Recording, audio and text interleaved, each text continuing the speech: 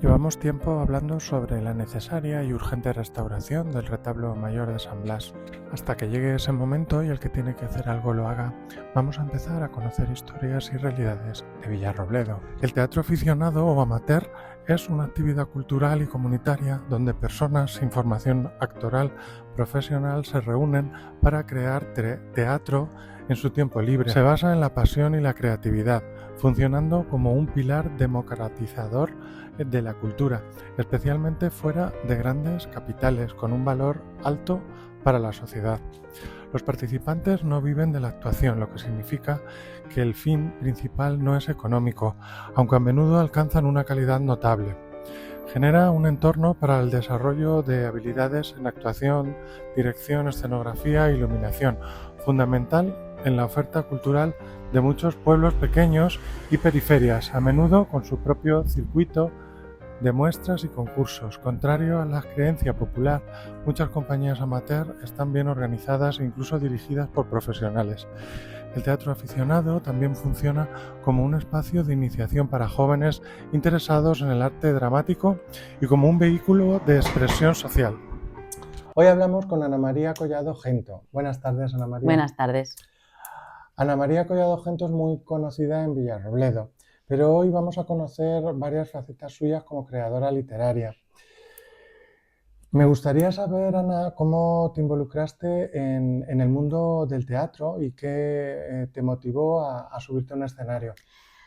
Bueno, pues era como una tarea pendiente. Yo de pequeña, con el colegio, nos llevaban a la Universidad Popular y pasábamos por distintos talleres de teatro, de pintura y demás. Y bueno, pues ahí hice algunas cosas de teatro, incluso en la Casa de Cultura llegamos a estrenar una obra que escribimos nosotros. Bueno, y eso se quedó ahí un poquito pendiente. Yo siempre he estado relacionada con el mundo de la cultura, música, bueno, en muchos aspectos. Y entonces el teatro era como una cosa pendiente.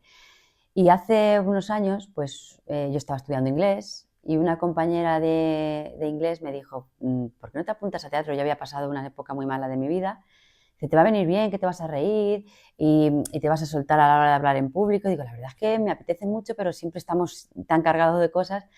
Pero dije, bueno, pues voy a probar. Ya había probado antes, digo, pues voy a probar ahora otra vez. Y bueno, pues me apunté a la Universidad Popular. Al principio hacíamos ejercicios, alguna cosa de teatro, sí, pero no llegábamos a representar porque eran también más ejercicios. Y nos metimos en una obra y estuvimos ahí un año ensayando. Y la verdad es que me encantó, aunque no estrenamos ese año, no llegamos porque estábamos, ya te digo, con otras cosas, me enganchó mucho. Al año siguiente, Pedro Larcón, que es el profesor de la Universidad Popular, me dijo, me enseñó una obra, la leí y dice, si te gusta, la haces. Y digo, pero vamos a ver, que es la protagonista está todo el rato en el escenario y es muy larga y es una obra muy difícil y tal. Dice, si te lo aprendes, lo haces. Digo, y dije, pues para adelante, y que se llamaba Mi tía y sus cosas. Y bueno, fue una obra súper cómica. El grupo que hicimos, bueno, hicimos una piña muy grande y entonces ahí fue como, no sé, me aportaba una cosa que no me aportaba otros ámbitos de mi vida y engancha, el teatro engancha y ahí llevo pues ya, yo creo que son 9 años los que llevo. La historia del teatro en Villarrobledo es muy antigua. Está documentado que incluso Villarrobledo tuvo un corral de comedias.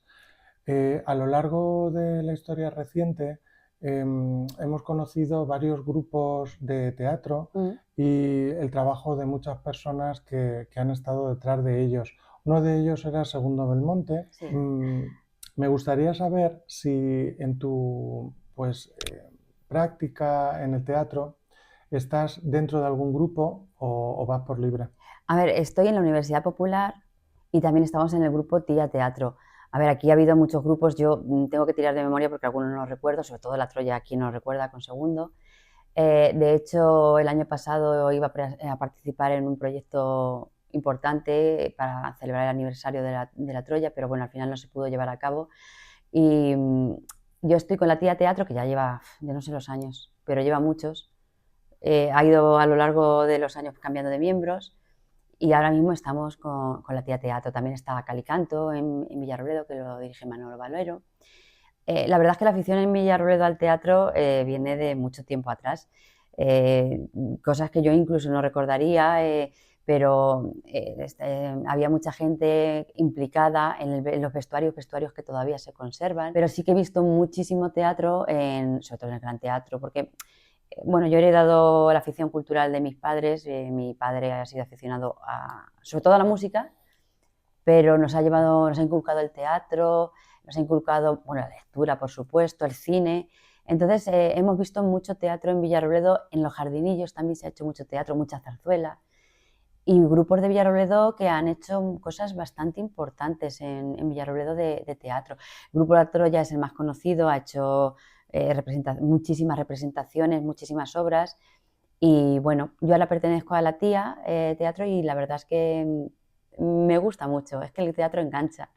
Hace unas semanas escuchábamos y hablábamos con Sabrina Santiago, la bailarina, para pues conocer su opinión sobre, bueno, hace poco ha adquirido el Ayuntamiento de Villarrobledo el Mm, Gran Teatro mm, y Sabrina pedía que esa restauración, esa rehabilitación del teatro se hiciera por personas profesionales por y supuesto. con experiencia en ese tipo de rehabilitaciones, sobre todo porque el Gran Teatro es un edificio con una acústica particular, Sí, especialmente enfocada al teatro, y se ha estado utilizando de un tiempo a esta parte como centro para todo. sí. A ver, es que es un centro, a ver, no tenemos un auditorio en Villarrobledo grande, un auditorio moderno, entonces por eso se utiliza más el Gran Teatro. La Casa de Cultura también está bien acondicionada y la acústica es buena, pero a la hora de representar teatro, a mí me gusta más en la Casa de la Cultura, pero porque el escenario me gusta más, el tamaño, y a la hora es más funcional a la hora de representar. Pero el Gran Teatro, que es una joya, lo que tenemos en Villarrobledo, debería restaurarse desde luego, y quiero que así se haga, con profesionales y atendiendo a esa acústica de la que hablabas, eh, para que no se pierda, porque creo que es de los teatros de alrededor con una acústica para la música y para el teatro muy buena. Aparte, bueno, la parte de dentro de los vestuarios y todo eso, es que eso tiene que ir abajo. Es una pena porque está muy bien hecho, es que es una obra maestra, pero claro, necesita una rehabilitación muy grande y espero que se haga con profesionales, por supuesto. Cuando preparas y memorizas guiones, ¿cómo construyes la psicología del personaje que interpretas? A ver, sobre todo imaginando cómo sería, ¿no? Intentamos, sobre todo por recomendación de Pedro Alarcón, no ver esa representación en otras, pues si se ha hecho en televisión o en vídeos de YouTube, intentar no verlo, porque al final intentas copiar a una actriz, o en este caso, sin hacerlo tuyo. Memorizarlo depende del texto, porque cuando he tenido textos muy largos, la verdad es que es complicado. Eh, También depende si es un diálogo o un monólogo. El diálogo también depende del pie que te dan, y si en el momento el pie se va, pues a lo mejor no sabes seguir si no tienes mucha soltura. Eso se va cogiendo con el paso de los años. Mm, yo lo que utilizo mucho es grabarme, o sea, grabarme, pero no mi parte, sino la parte contraria, como para luego contestarlo. A la hora de adquirir un personaje, sobre todo seguir las indicaciones de Pedro Alarcón, que tiene muchísima experiencia, e imaginarte o centrarte en una persona, ¿cómo sería esta persona? O esta persona me encaja con este personaje. Intentar imitar la voz, los movimientos, y observar mucho a la gente. Yo soy de observar mucho a la gente desde muy pequeña, gente, sobre todo gente que no conozco, no lo que dicen o sus vidas en general, sino los movimientos, la forma de expresarse de la gente. Y también es verdad que soy muy cinéfila, y ahí vas, no sé, intentando no copiar, sino aprender. En teatro hay obras de teatro clásico y Mm, obras de teatro moderno que muchas veces pues se margina mucho al teatro clásico, mm, pero que revisando sus personajes te das cuenta que hay personajes clásicos muy avanzados a su época. sí. ¿Qué tipo de personaje clásico te hubiera gustado interpretar y que por ser perteneciente a una obra Sí. clásica parece que deja de interpretarse ahora en teatros? Uy, bueno, pues a ver, el teatro moderno, a mí el clásico me encanta. No he hecho nada de clásico, ahora estamos preparando una obra clásica que si sale va a ser muy buena, todavía no voy a decir el nombre. Eh, Me gusta mucho el teatro clásico por cómo se trataba precisamente a los personajes, ¿no? Yo creo que a quien no le gustaría, que sí se interpreta mucho los personajes de García Lorca, como Bernarda Alba, ¿no?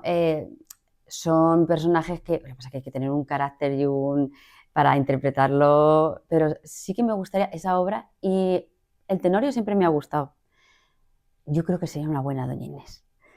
Creo, a lo mejor me equivoco, pero sí me gustaría, supongo porque me gusta muchísimo la obra. Em, Teatro clásico que me gustaría que se hiciese, ya no te digo que yo participase, pero por ejemplo, aquí lo hemos visto, Cyrano de Bergerac, es una obra que me encanta. No sé, a mí es que me gusta mucho el teatro clásico. Es verdad que cada vez se hace menos, pero seguramente por la dificultad que tiene el teatro clásico, el vestuario. Claro, las obras modernas son más sencillas también a la hora de sacarlas fuera de Villarrobledo por la escenografía. Claro, el teatro clásico te pide una escenografía grande. Un vestuario, si no, desmerece mucho. Se pueden hacer versiones más modernas. Yo reconozco que soy muy purista, no me gustan las obras clásicas llevado las nuevas versiones modernas, reconozco que no me gustan mucho. Entonces, se hace menos teatro clásico por esa razón, pero hay personajes, bueno, Lorca es que era un maestro haciendo teatro. No sé, no sé la verdad es que no sabría qué personaje me vendría bien, porque tú crees en una obra que te van a dar este papel y luego llega y dice, no, no, ese no es para ti, a ti te va mejor este. Eh, a mí me gusta más el humor, por ejemplo, y ahora el personaje que voy a representar si no pasa nada en la siguiente obra, abre el ojo. Es cómico y a mí me gusta mucho. A veces los cómicos llevan menos papel, no es el protagonista, pero eso no es lo importante en el teatro, por lo menos para mí. Tú, como creadora literaria, ¿crees que haber estado dentro de ese mundo de la creación literaria te ha podido ayudar para crear el fondo de esos personajes que interpretas en el escenario? A ver, cuando tú eres, como dices, creadora literaria y escribes, sobre todo yo escribo relatos, cuentos, la imaginación la desarrollas mucho. Yo he sido una niña con mucha imaginación, que a lo mejor no he tenido los medios o me he dedicado más a la música, em, como para desarrollar esa imaginación o darle forma, ¿no? Pero es verdad que esa imaginación sí que te puede ayudar a crear un personaje que tú en tu memoria a lo mejor, o incluso algún relato que he escrito, a la hora de leer un personaje en el libreto dices, ah, pues este se parece a tal personaje que yo había escrito. Sí, sí te puede ayudar, claro que sí. Y bueno, como sabemos, eh, tu sensibilidad artística viene directamente de tu padre, pero me gustaría conocer cuáles han sido tus referentes. Bueno, sobre todo para la música, mi padre, por supuesto. Y mi madre no era música, pero también le gustaba mucho la música. En mi casa la música, vamos, es que todos hemos sido músicos y he tenido, con respecto a la música, muchos referentes porque mis hermanos de distintas generaciones pues me han aportado mucha música y yo conozco mucha música, ¿no? A nivel para escribir, siempre he leído más, he escrito relatos de terror, entonces Stephen King, por ejemplo, es un referente, pero vamos, me quedo muy atrás de Stephen King. Y luego a la hora de escribir poesía, un primo hermano de mi padre, que escribía mucha poesía en Villarrobledo, de hecho tiene muchísimos libros, y creo que no ha sido muy reconocido. Claro, eran otros tiempos, tampoco existían las redes sociales y la televisión tampoco llegaba a todo, o a tanta gente, que es Miguel Bonillo Collado. Él no se definía poeta, él decía que era rimador rural y escribió muchos libros que yo tengo mucha curiosidad, ya falleció, de cómo llegaba a editarlos, ya no solo escribirlos, sino cómo llegó a editar tantos libros como él tiene. Porque claro, ahora es más accesible autoeditarte un libro, pero antes no lo sé cómo llegó a ello, pero escribía mucho. No sé si es muy reconocido en Villarrobledo, claro, en mi casa, por supuesto, sí, pero creo que no se le ha dado el valor que se merece. Escribió muchos libros. Es verdad que revisando la historia de Villarrobledo hay muchos personajes que han aportado mucho a la cultura Mm. y no les han dado pues el foco. Aún así ellos no dejaron nunca de trabajar. Sí, porque además yo creo que no lo hacían también tampoco por ese reconocimiento, que a veces es difícil llegar, aunque sea un pueblo pequeño, si no tienes muchos contactos o eres una persona muy humilde como era Miguel. Él iba de puerta en puerta llamando, ofreciendo su libro. Em, Había librerías, pero no, supongo que no era como ahora, que las redes lo mueven todo, o vas a una librería y te lo ponen los libros. Él lo hacía mucho casa por casa. Entonces, bueno, pues no sé si la gente lo conoce o no lo conoce, pero él era muy humilde para ser protagonista, creo. Ana María, pues mira, te voy a hacer una pregunta ya en esta parte de tu entrevista sobre las oportunidades que tienen los jóvenes en este pueblo. Tú como yo hemos sido jóvenes Mm, que hemos tenido que salir fuera a buscar trabajo sí, y bueno, pues a buscar una vida. mm, Y hemos vuelto a este pueblo sí. y bueno, ahora vemos a jóvenes, que nosotros también fuimos una vez ese tipo de Ese jóvenes, joven, sí. que bueno, pues a mí por lo menos me da mucho que pensar. Em, ¿Te refieres a nivel laboral o a nivel cultural? Los dos. A ver, siempre decimos que el pueblo está como un poco en retroceso, o yo así lo percibo, ¿eh?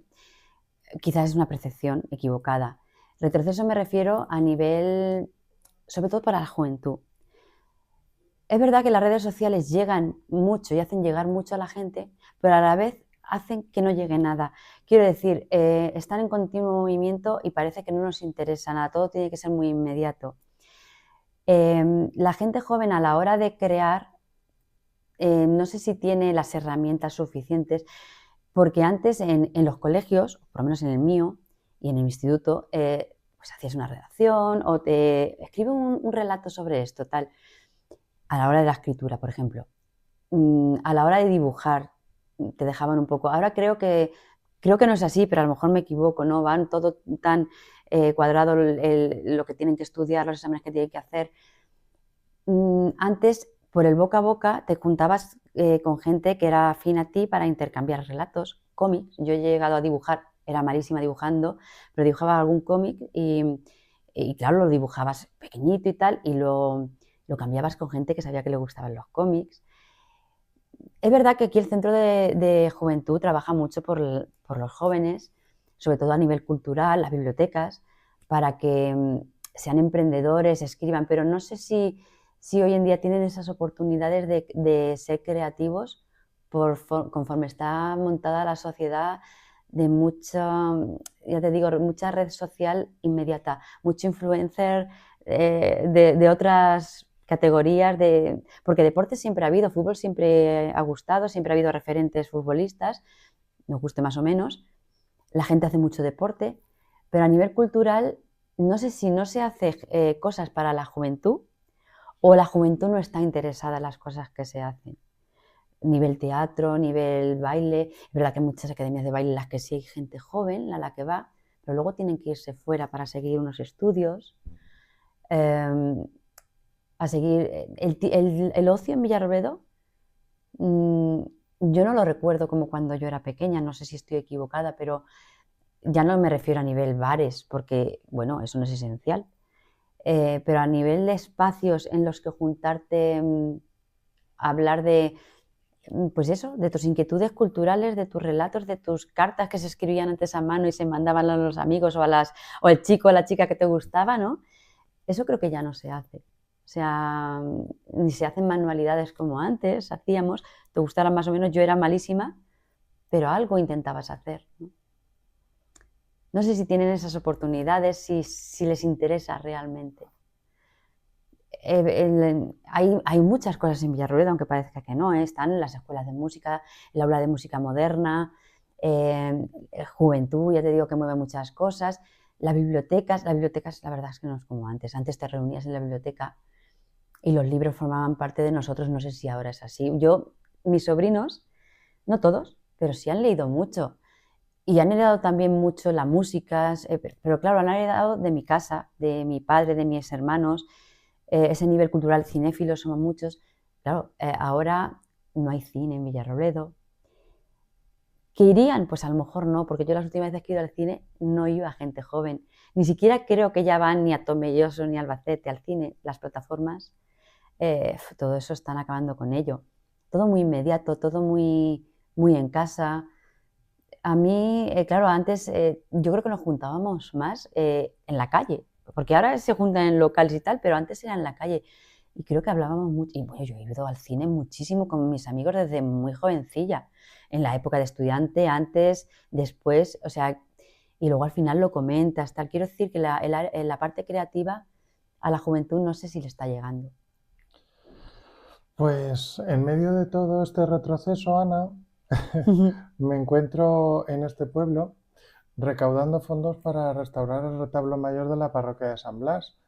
Si ya estábamos en retroceso, pues yo me voy hasta el siglo XVIII para intentar devolver pues, la vistosidad que tenía en su momento este retablo, que tú conoces muy bien Sí, porque has pasado mucho por la parroquia. claro. Y como a todos los invitados, me gustaría que hicieras un alegato en defensa de este retablo. Bueno, la gente debería ser consciente de que el retablo a nivel cultural aporta muchísimo a Villarrobledo. Los valores culturales de Villarrobledo hay que conservarlos, hay que cuidarlos y son de todos. Independientemente de que tú seas religioso o no seas religioso, seas un poquito más, un poquito menos practicante, el nivel cultural que implica también el religioso es importante conservarlo. Tanto San Blas como el resto de parroquias, la ermita de San Cristóbal, que está, como sabemos, cómo está. El retablo es muy importante porque además cuando vienen a visitarnos de fuera, que parece que no, pero es una cosa muy importante que venga la gente a visitarnos y que sea un referente turístico Villarrobledo, porque eso conlleva un movimiento en el pueblo, en todos los pueblos, en todas las ciudades, en Villarrobledo también, promover que nuestra cultura esté renovada, proviene que la imagen que se lleva la gente de Villarrobledo sea bonita. Últimamente, en los pueblos de alrededor que yo suelo visitar, me gusta mucho el turismo rural, muchísimo. Entonces, veas que hay iglesias que están muy bien cuidadas, retablos que no son, a ver, no de la categoría, no sé cómo denominarlo porque no desmerecer a ninguno, pero el nuestro tiene una categoría cultural, histórica y es grande. San Blas en general es una joya. Creo que entre todos deberíamos participar para esa restauración porque es una cara visible de Villarrobledo y no es que haga feo, pero sí hace feo el llegar a una iglesia tan bonita como la nuestra, como es San Blas, y ver que no está cuidada, dice mucho de Villarrobledo, de los ciudadanos, de los que están en cada época en los ayuntamientos, en las instituciones.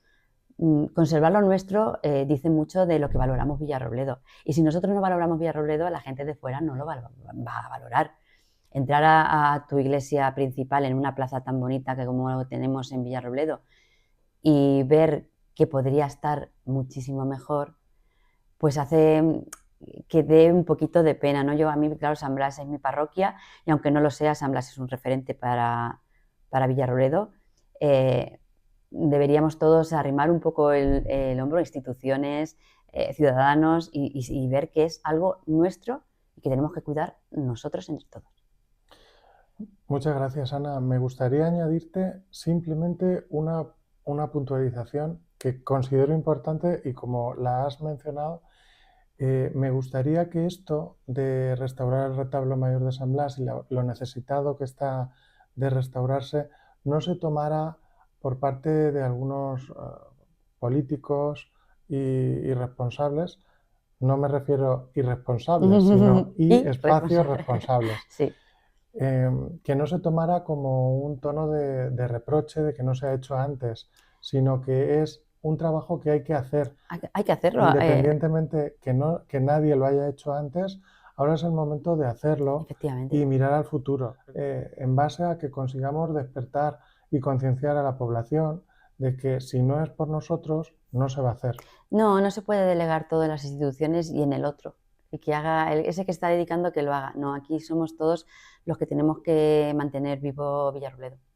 Y el retablo forma parte de Villarrobledo y ya te digo, es cara visible total nos representa, San Blas nos representa. Y hay que cuidar al turismo que viene de fuera, sea mucho, sea poco. El turismo siempre hay que cuidarlo porque el turismo conlleva muchas cosas. Pues muchas gracias por tu alegato, Ana María. Tu última pregunta de reflexión es muy sencilla. Vamos a terminar con tu reflexión y me gustaría pedirte un favor, que nos leas algunos poemas de tu tío, Vale. de Miguel Bonillo Collado. Sí. En tu caso, la pregunta de reflexión es: ¿cómo describirías las diferentes perspectivas entre recitar e interpretar? Bueno, recitar es interpretar. Si lo has escrito tú, es más sencillo, claro, porque tú sabes lo que estás diciendo y cómo quieres decirlo y lo que sientes, ¿no? Entonces, interpretas lo que tú has escrito, lo recitas interpretándolo. Recitar algo que no has escrito tú, pues también conlleva interpretarlo, porque es imaginar lo que la persona que lo escribió quería transmitir, cómo se sentía, ya no solo las palabras que dice, sino qué sentía, a quién lo dirigía, y tú puedes interpretarlo de una manera y a lo mejor el autor lo estaba interpretando de otra forma. Y a la hora de leerlo, que no es solo leerlo, lo interpretas y te creas incluso un personaje. Pues muchas gracias. Gracias a ti por esta entrevista.